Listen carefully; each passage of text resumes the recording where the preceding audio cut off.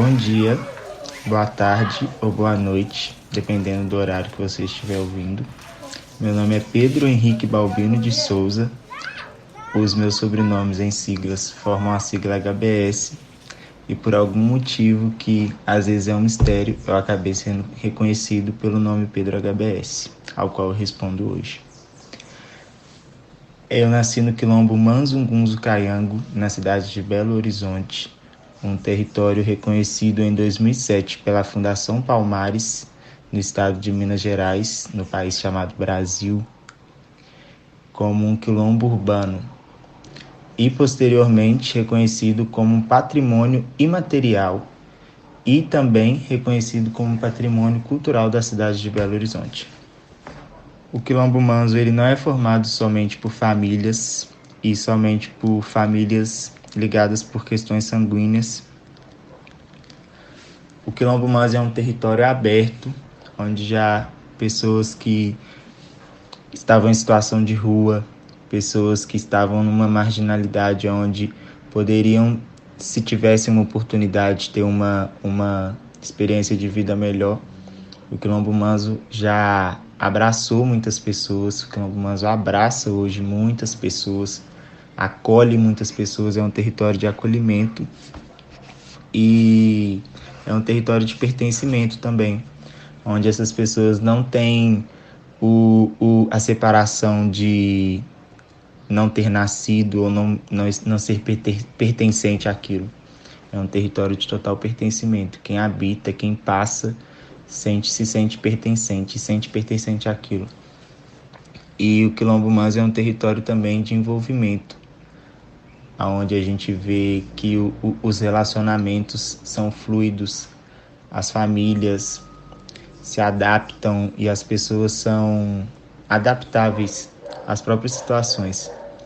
É um território que se adaptou e que ainda se adapta a todas as violências, todas as dificuldades que hoje o país, o estado, a própria cidade, o próprio bairro, a própria rua apresenta para a gente, com todas as violências, todas as reais dificuldades de ser um quilombo, de ser um território de religião de matriz africana, de ser um candomblé, de ser uma capoeira, de ser uma senzala, de ser um território onde tem som, onde tem cheiro, onde tem cor, onde tem movimento, e num lugar onde o bairro se desenvolveu para uma coisa quase parecida com uma burguesia brasileira, isso acaba sendo muito mal visto, sendo muito mal interpretado e sendo muito mal julgado pelas pessoas.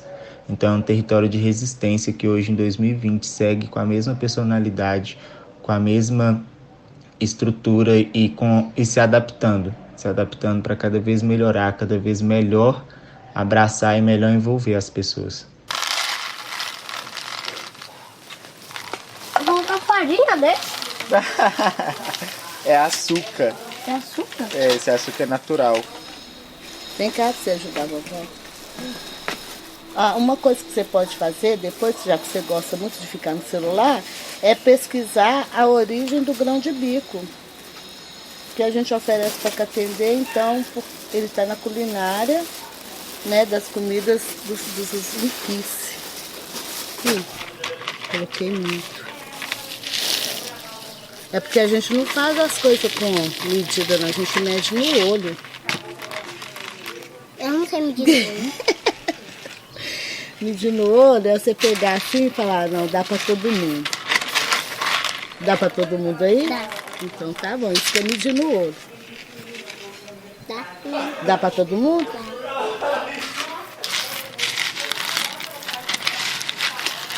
Você tem que me ajudar a separar o que tá bom e o que não tá bom aí. Mas eu não sei o que tá bom e o que não tá bom. Aqui, vamos pegar. Olha aqui, qual desses aqui que tá diferente? Isso. Então tira ele. Vamos lá, Luan. Vem, Luan. A Jéssica chegou? Ô,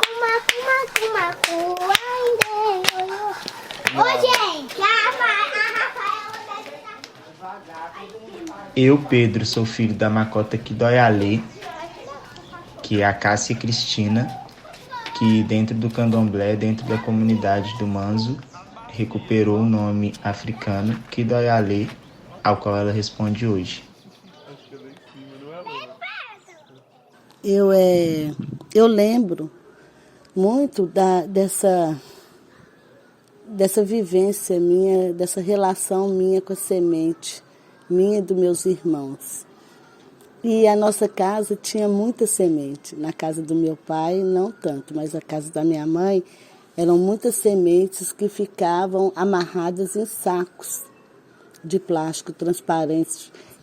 E aí, a gente, quando chegava clientes na casa da minha mãe, a gente, Pai Benedito virado, e aí para ele poder ter concentração para atender as pessoas, né, a gente queria chamar atenção pela idade que nós tínhamos e também porque a gente gostava de chamar a atenção das pessoas. Quando chegava, a gente gostava de que as pessoas chegassem na nossa casa, até porque a gente não ia na casa das pessoas, a gente só ia nos terreiros.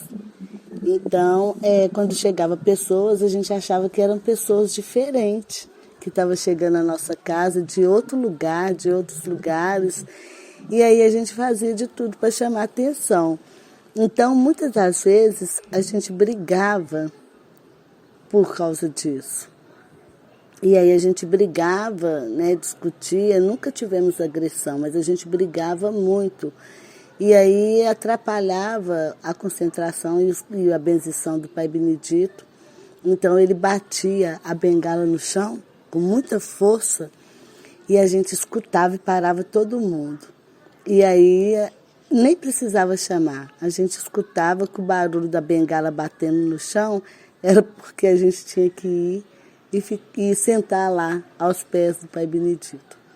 E aí a gente ia igual em fila indiana assim, sentava no pé do Pai Benedito, e aí ele pegava o mais velho e chamava o mais velho, e falava assim, por que vocês estão brigando? E aí o mais velho às vezes nem estava, porque ele era muito tranquilo, ele nem sabia do que nós estávamos brigando. Ele falava para o Pai Benedito, eu não sei não, porque eles começaram a brigar do nada. Aí o Pai Benedito falava para ele assim, mas é o senhor que tem que saber, senhorzinho. Porque é o senhor que é o mais velho aqui. E o senhor tem que cuidar deles. E se eles estão brigando, o senhor tem que saber o porquê que eles estão brigando. Se eles estão brigando, então é por causa do senhor. E aí o meu irmão ficava assim com o olho arregalado, com medo da bengala, porque ele falava batendo a bengala forte no chão. E aí ele falava assim, vai lá dentro, todo mundo. Vai os seis, eram 6. Vai os 6 lá dentro. E aí mandava a gente trazer o saco de sementes. E aí nós pegávamos o saco de sementes. E aí ele falava, mandava a minha irmã, a Joana, buscar a bacia, e a bacia era grande, pesada, e aí ele mandava pôr num cantinho lá e falava assim, coloca tudo na semente, na bacia. Coloca toda a semente na bacia. E aí a gente virava a semente na bacia. E eu lembro que esse foi o primeiro contato. E aí a gente virava na semente, era milho, canjica, feijão fradinho, milho de pipoca, arroz, feijão preto. E aí misturava tudo. E aí ele falava assim com a gente, agora vocês vão ter que separar. E aí a gente tinha que separar a semente. E ele falava que a gente tinha que separar a semente rezando, porque a gente estava com muita força para brigar, então a gente tinha que ter força para rezar. E aí me ensinava, e aí ele punha a gente para poder separar a semente, rezando, e ele falava também para a gente assim, que nós tínhamos que compreender que nós precisávamos entender da necessidade da nossa mãe não estar ali para cuidar da gente e que nós éramos responsáveis um pelo outro.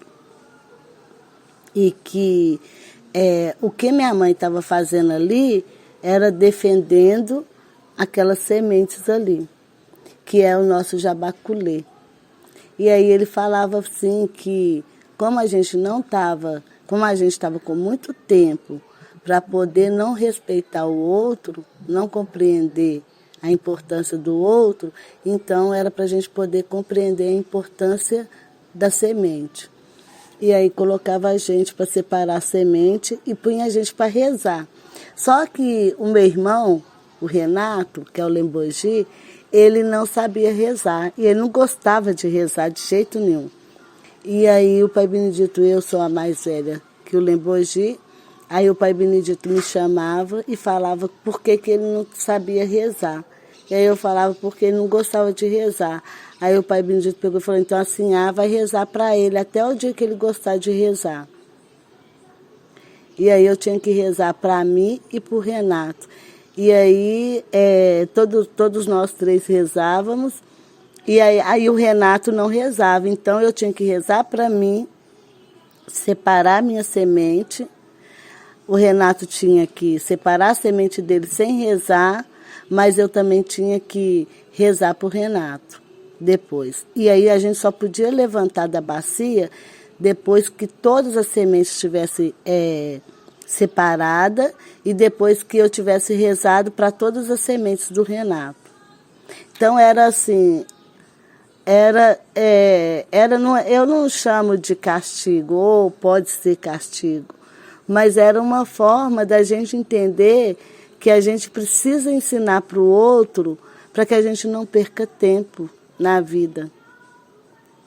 E aí é muito melhor a gente ensinar para o outro do que a gente fazer para o outro.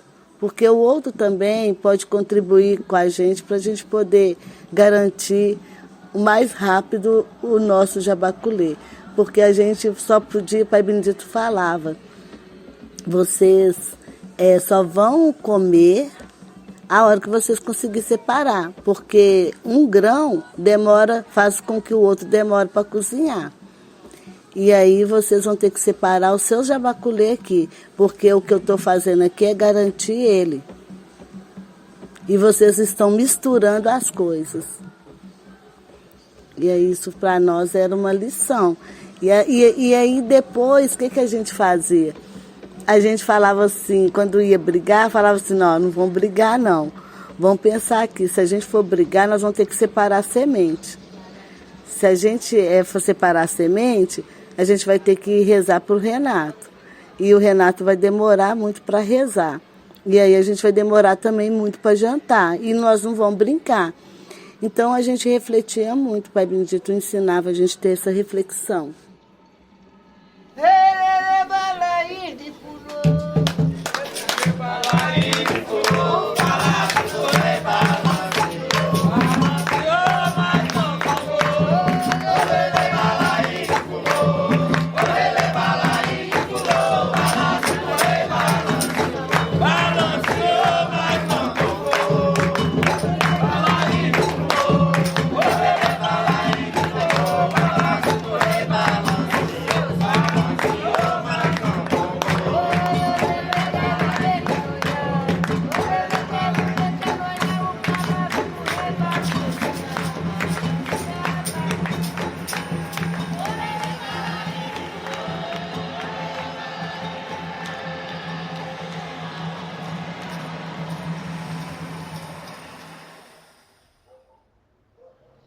Projeto Educação de Quilombo. Criações com a prática de uma alfabetização, aprovado na Política de Fomento à Cultura da cidade de Belo Horizonte.